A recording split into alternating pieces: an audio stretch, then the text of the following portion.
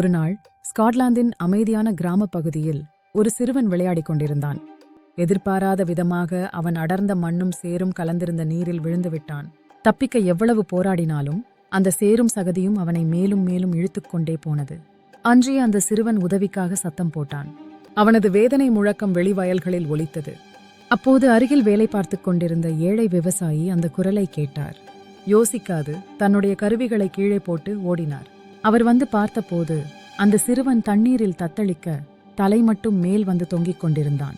சிந்தனையுடன் அவர் ஒரு நீளமான வலுவான கிளையை பிடித்து மண்ணில் மிதிய வைத்து சிறுவன் பக்கம் நீட்டினார். தன்னுடைய உயிரை ஆபத்தில் இடைநிறுத்தியும் அந்த சிறுவனை மீட்டு உயிரோடு காப்பாற்றினார். அவனை வீட்டுக்கு அனுப்பி வைத்தார். அடுத்த நாள் அவர் சிறிய குடிசை முன் ஒரு அழகான காரில் ஒரு பணக்காரர் வந்தார். அவர் கீழே இறங்கி அவரை நோக்கி, நேற்று நீங்கள் என் மகன் உயிரை காப்பாற்றினீர்கள். உங்களிடம் நன்றி சொல்ல வார்த்தைகள் போதாது. நான் என்ன செய்ய வேண்டும்? எதை கேட்டாலும் செய்வேன் என்றார். அந்த விவசாயி மௌனம் கொண்டவன். நான் மனிதநேயம் கொண்டு செய்தேன், இதற்கு நான் பணம் பெற முடியாது என்றார்.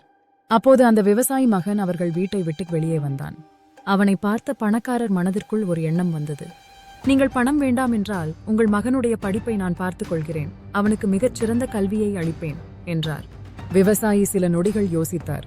அவ்வளவு பெரிய வாய்ப்பு வாழ்க்கையில் கிடைக்கும் என்று கனவில் கூட நினைக்கவில்லை. கடைசியில் ஆம் என்று தலையசைத்தார். அந்த வாய்ப்பால் அந்த சிறுவன் உயர்ந்த பள்ளிகளில் படித்தான். பின்னர் லண்டன் மேரிஸ் மருத்துவக் கல்லூரியில் படித்து உலகத்தையே அசத்தும் கண்டுபிடிப்பை படைத்தான். 1928ஆம் ஆண்டு பெனிசிலின் என்ற முதல் ஆன்டிபயாட்டிக் மருந்தை கண்டுபிடித்தான்.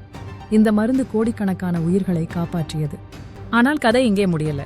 பல வருடங்களுக்கு பிறகு 2ஆம் உலகப் போரின் போது அந்த பணக்காரரின் மகன் தீவிர நிமோனியாவால் பாதிக்கப்பட்டான்.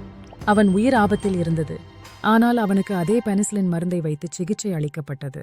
அந்த மருந்தை கண்டுபிடித்தவர் யார் என்று தெரியுமா? அலெக்சாண்டர் ஃப்ளெமிங் தான். அந்த பணக்கார சிறுவன் யார் என்று தெரியுமா? வின்ஸ்டன் சர்ச்சில், பின்னர் இருமுறை பிரிட்டனின் பிரதமராக இருந்தவர். இந்த கதை எதை கூறுகிறது தெரியுமா? நீங்கள் நல்லதை செய்யுங்கள், புகழுக்காக அல்ல, நலனுக்காக. நாம் எந்த எதிர்பார்ப்பும் இல்லாமல் செய்யும் நன்மைகள் ஒரு நாள் நாம் நினைக்காத விதத்தில் நம்மை வந்தடையும். இந்த வீடியோ உங்களுக்கு பயனுள்ளதாக இருந்தால் லைக் பண்ணுங்க, ஷேர் பண்ணுங்க. மேலும் பேரண்டிங் டிப்ஸ் கிடைக்க சப்ஸ்கிரைப் பண்ணுங்க.